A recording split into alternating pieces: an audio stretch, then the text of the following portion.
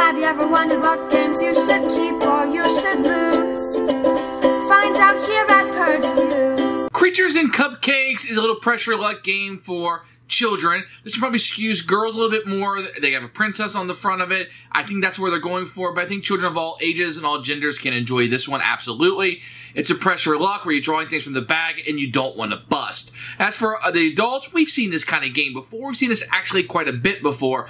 But for kids, it's going to be a nice introduction. You're going to have 4 tracks.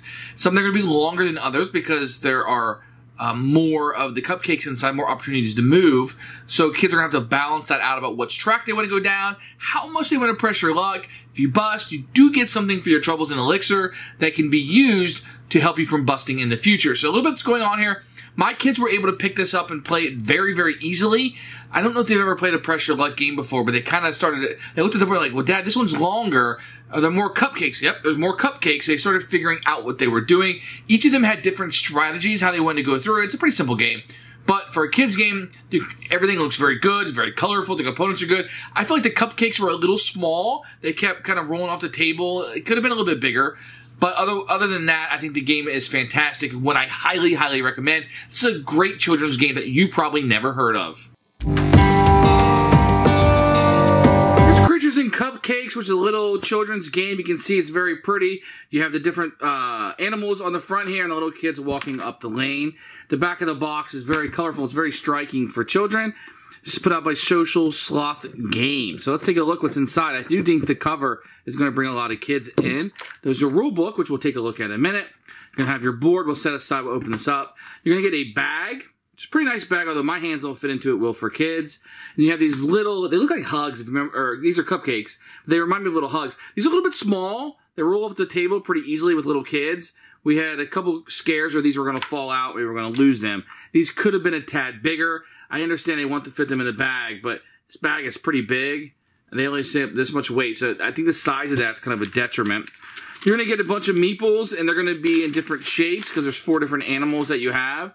And they come in different colors, which are really nice. And you can easily differentiate. Here's the dragon. There's another dragon. This is a lion. This is the fox. This one doesn't look too much like a fox, but very, very good and very, very thick. You get a number of components here. These will be little elixirs that you're able to get. They look really, really good. This one had a little bit of small of a misprint. This shows the different player colors. This one was supposed to be blue. In the rule book, it's blue, but it came out white in my copy. Not a really big, these don't have any game functions. You just sit in front of you to tell you what color you are, so kind of silly. Then you're going to get a bunch of cards here. Cards, they don't feel great. They're a little thin. It's a children's game. It's not very expensive. The cards do tend to repeat quite a bit. I do like the artwork that is on some of them. Some of them doesn't have as good artwork. You know, that one's okay. But the cards do repeat. So you're going to see the same ones. Draw 2 power cards. I think each one doubles at least once. So, but it's pretty good for a kid's game. You're going to get an advertisement here for a few links and gym hands. I always like having this kind of stuff because I think it's neat to look back on in a few years. Here's the board. The board's really thick. Feels really good. You have the different levels. Everybody's trying to get to the cupcake kingdom here.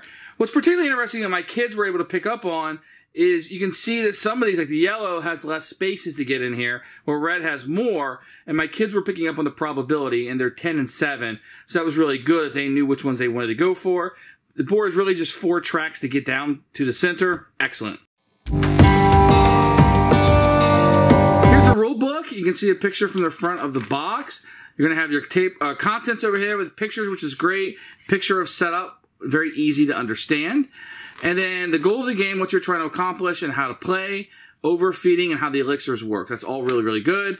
The power cakes was a little confusing, but I was able to figure those out. And the sharing spaces, that's allowed. And then how the game wins, very excellent. Probably could read this in about 5 minutes or less, be up and playing with your kids. I didn't have any problems once I started playing. So here's the game set up. You're going to have the playing pieces on each of the outside ring.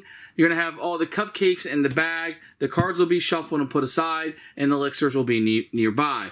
On your turn, it's very easy. You're going to draw a cupcake out. If you draw a purple, it doesn't move you up on any of the tracks, but you immediately draw one of these cards, which usually be a take that. Move forward 2 spaces on a track of your choice.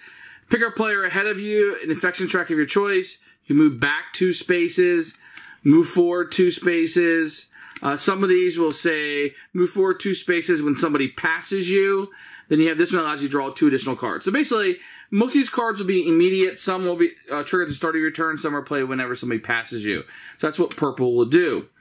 Those are called power cakes. And then you draw another one if you so choose. And this is an orange. Now, if I were to pass, I've drawn a purple and an orange. So I drew my card. And if I pass, I'd move up 1 on the orange track. And then these would go back into the bag. On the next player's turn, they would do the same thing. So they would start pulling. Here's a pink. And they're going to say, I'm going to keep going.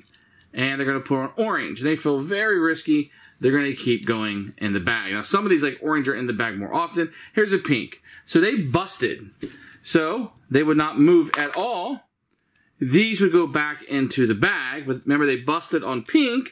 So they would take one of these pink elixirs. And they would have it for their next turn. So let's say they came back up again. And they drew a pink out of the bag, which that keeps them safe.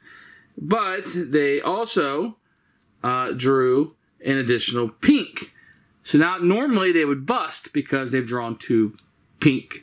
But they can give up an elixir, and it saves them from overfeeding their animal. So they would have to give up the elixir, and now they're still in it. So let's say they say, okay, I paid my elixir, but I'm going to go ahead and move. They have 2 cupcakes. Then they would be allowed to move 2 spaces on the pink track. And that just continues around the table until you're able to get 2 of your 4 monsters of the Cupcake Kingdom. If you do that, then you are the winner of the game. Very easy to play. It's a little pressure luck. You just don't want to bust. But if you do, you get an elixir which can help you not bust on another turn. 2 to the castle, and you win. Who should buy this game? Anybody that wants to introduce their children to Pressure Luck. I don't think there's going to be enough here for adults, possibly, but I think there's some really good Pressure Luck adult games, and this probably wouldn't fit into it. But for kids, especially if you want something that's going to skew female a little bit, I think they'll like this game pretty much. My daughter really wanted this game. She really liked it. She likes the cupcakes, the unicorns that are involved. But, I mean, really, anybody can play this. It's not just for one gender or the other. Anybody can enjoy it. But it's nice to see some things being skewed towards the female set of little kids. You don't see that a lot unless it's like Disney or princessy or something like that. So this is really cool that they do that with this game. Excellent. For us, it's going to be a keeper. My daughter really liked it. She's 10. She wants to keep this one. She's like, Dad, can I put this one in my collection? Absolutely. It was a win for us.